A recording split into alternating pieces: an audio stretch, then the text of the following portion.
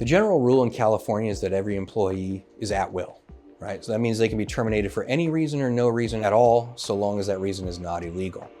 Discrimination, retaliation, that sort of thing. But even though employees are de facto at will, it is really prudent for every business with employees to have policies and procedures, an employee handbook that sets forth how we handle discrimination or retaliation or medical issues, set forth how timekeeping has occurred, how their overtime is paid, what the holidays are.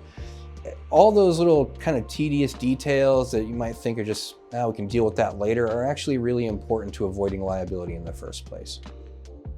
So if you get to the point where you have to terminate an employee, the most important thing that you could have done up to that point is document why you're terminating that employee. What you want to do is make sure that that person has had training, that there is regular feedback about what their performance levels are like, where they're underperforming, that is documented in that person's personnel file.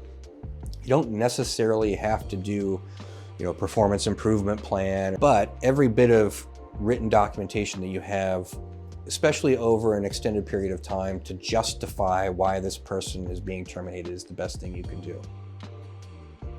If the employee does sue, a lack of documentation is going to really hurt your ability to defend the case, because now you're going to be relying on witnesses or managers or coworkers who might not remember the situations, whose memories might be a little bit fuzzy.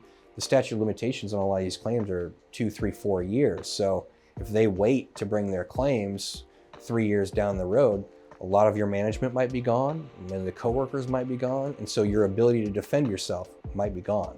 So the best thing you can do along the way is to document, document, document.